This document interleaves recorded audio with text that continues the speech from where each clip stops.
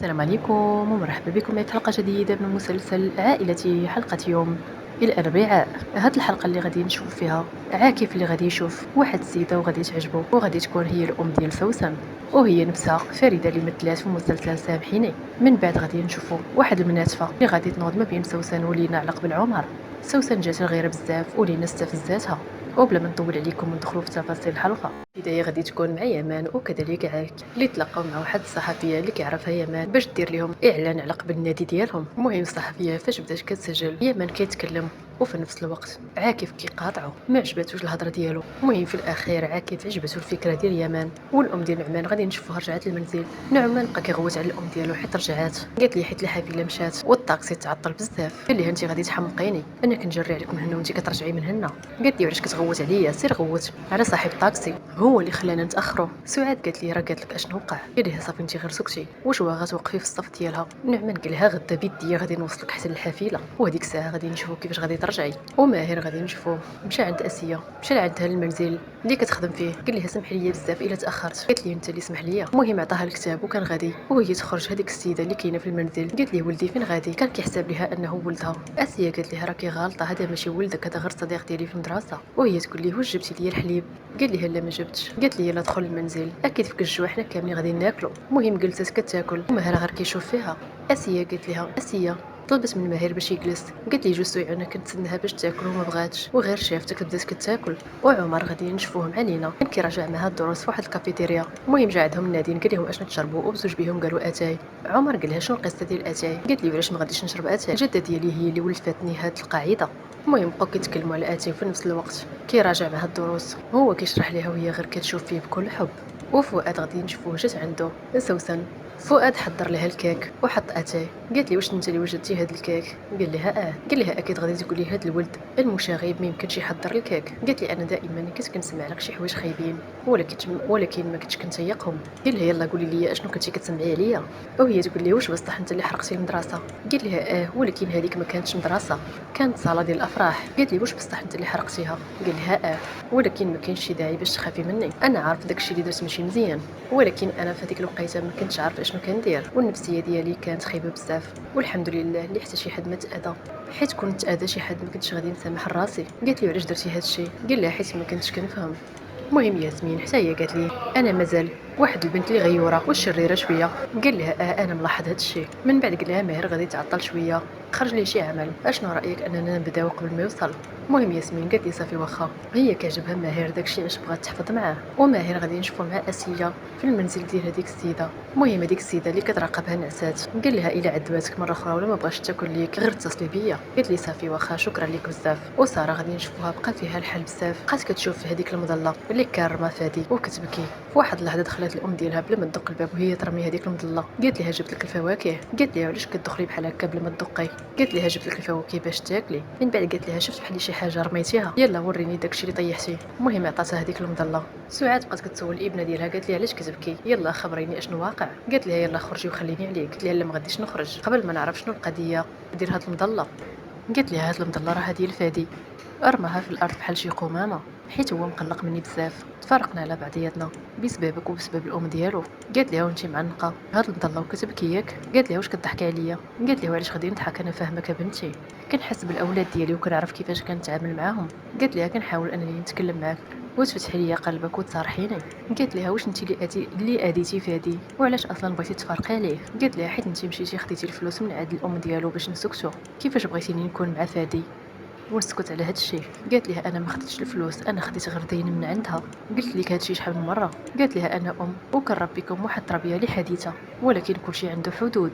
الام ديالها بقات كتغوت عليها، قالت لها علاش كتعبي نفسك على شي حاجه اللي ما كتستاهلش. قالت لها قراي ونجحي في الامتحانات، ركزي غير في الدروس ديالك. ساره قالت لها ما قلتش لك فهميني. من بعد سدت الباب وجلست في بلاصتها. وعاكف غادي نشوفو كان قلق بزاف حيت غادي يسافر هو ويمان لانقره على قبل النادي، وبقى كيحكي لسلمى كيفاش كيتعامل معاه وكيفاش تعامل معاه قدام الصحفيه. قال لها هو نقص مني بزاف. سلمى من بعد هي تقول ليه اليوم تلاقينا مع يمان وكانت معايا سوزان وحاول انه يتقرب منها. قال لها كيفاش يتقرب منها؟ قالت لي كي تقرب منها وانت اشنو دخلك؟ اش دخلك في سوزان؟ قال لها لا غير تهدني شويه، انا ما قصدت حتى شي حاجه. قال لها واش انت مازال حتى دابا كتغيري من سوزان؟ هذوك الايامات راهم دازو. قال لها سوزان راها صديقه ديالنا وانا كتبقى فيا بزاف، كاع المشاكل دازو عليها ودابا غتشغل مع هذا الحمق ديال اليمان. من بعد هو يقول لها اشنو رايك اننا نزوجوه بسوزان، حيت اي واحد كيتزوج بسوزان كيموت، وبهذه الطريقه غادي نتهنوا منه. والام ديال نعمان غادي نشوفوها مشات سلمات على الاولاد عمر واسيه وكذلك سفيان، وخبراتهم انها ما قدرتش تمشي وما قدرتش توصل للحافله حيت الطاكسي تعطل. من بعد قالت لهم هضره اخرى. سفيان قال لهم يمكن هي غير كتكذب علينا. اسيه قالت ليه كيفاش؟ هو يقول لهم يمكن جده ديالي ما باغياش تمشي ومشات ضربت غير دويره بدلت الجو ورجعت لعندنا. سفيان قال لهم هي غير كتمشي وكتعاود ترجع. اسيه قالت لهم كنتمنى ان المشكله ديالها هي والعم ديالنا تحل وارتاحوا من هذه القصه. وعاكف غادي نشوفوه وصل لأنقرة وهو يشوف واحد السيده اللي زوينه بزاف وطاح لها الشال، بقى كيشوف فيها وكيبتسم. وهاد السيده اللي غادي تبان هي غادي تكون هي الصديقه ديال يامان وفي نفس الوقت الام ديال سوسن. عاكف بقى غير كيشوف فيها وتبعها في لاسانسور ولكن لقاها مشات وشد غير الشال ديالها. من بعد غادي نشوفوا الاولاد مشاو للمدرسه وسوسن عنقات عمر وسفيان قال لهم خصكم تشكروني. قالوا لي علاش؟ قال لهم حيت انا هو السبب باش انكم تصالحتوا. قالوا لي شكرا ليك. من بعد سفيان سولهم قال لهم فين هي لينا؟ سوسن قالت ليه ما عرفتش وما بغيتش نعرف. قال لها صافي انا غادي نمشي نقلب عليها. وساره وكذلك اسيه مشاو للكافيتيريا. عمر قالت لي سوسن فين غادي نمشيو اليوم؟ واش نمشيو للسينما؟ قال لها انت من البارح حكمتي عليا بهذا الشيء.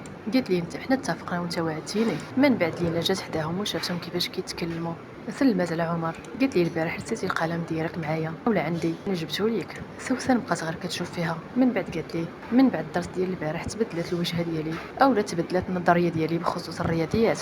قالت لي غادي نبقاو مكملين في الدروس. قال لها صافي واخا. وفاش مشات سوسن قالت لي اين دروس؟ قال لها هي بغات نعطيها دروس خاصه. البارح تلاقيت معها وعطيتها درس. امل كانت محتاجه شي اغراض بخصوص المدرسه وهاد الدروس الخصوصيه جاو في وقتهم. سوسن قالت لي واش لينا طلبات منك انك دير ليها دروس خصوصيه؟ قال لها البارح فاش خرجنا من المدرسه جات لعندي وطلبت مني هاد الشيء. قالت لي من بعد ما مشيت انا هي جات لعندك كتجري. قالت لي مزيان. قال لها وعلاش كتكلمي بهاد الطريقه؟ ياك ما جاتك الغيره؟ قالت لي لا وعلاش غادي نغير؟ انت كتعطي دروس خصوصيه لكل شيء وهي بحال اي واحد. من بعد مشاو للقسم مع بعضياتهم.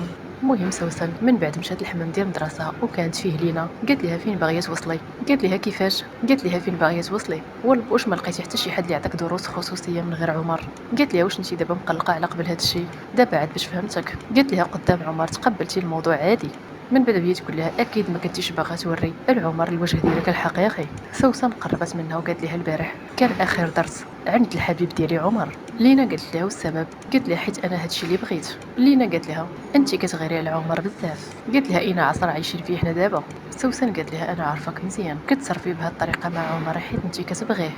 لينا بقات كتهين في سوسن. قالت لها ما عرفتش عمر علاش كيضيع الوقت مع وحده بحالك. في ديك اللحظه سوسن بقات كتضحك ووراتها الوجه الاخر. نتفاتها مزيان بداو كيتناتفوا مع بعضياتهم وياسمين بدات كتفرق فيهم. ياسمين طلبات من سوسن باش تهدر وقالت لها علاش ما خليتينيش نتفاهى؟ علاش وقفتي لي انت اصلا اشنو دخلك؟ من بعد مشات ولينا بقات كتغوت وقالت لها انت وحده مريضه. لينا فاش شافت الوجه ديالها تقلقات بزاف حيت قمشاتها في وجهها وبقات تقول انا غادي ندمها مزيان.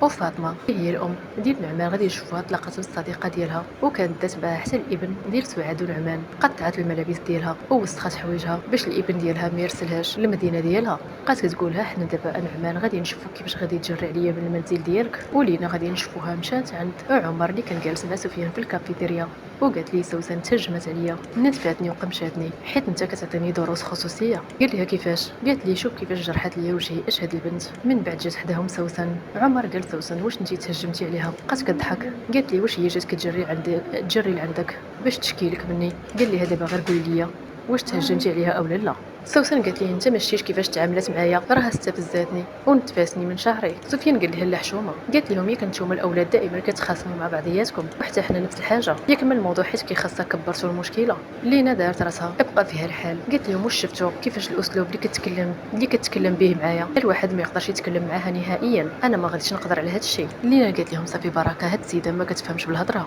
قالت لهم انا دائما كنت نازل وكنتصرف بهدوء. سوسن قالت لها انا ما كنتهجمش عليك بلا حتى شي سبب، انت اللي استفزيتيني. ولينا قالت لها غادي نحضرك لاخر مره، الا رجعتي عاودتي معايا نفس التصرفات غادي ندير جهدي كامل باش نجري لك من هاد المدرسه. من بعد قالت لعمر قول للحبيبه ديالك تحيدني من بالها، وخبرها انه ما كاين حتى شي حاجه بيناتنا. مشات وخلاتهم. عمر قال لسوسن هذوك الدروس الخصوصيه هما باش كنصرف على الاخوه ديالي. قالت لي هي ماشي النيه ديالها انها دير دروس خصوصيه، هي راها كتقرب منك.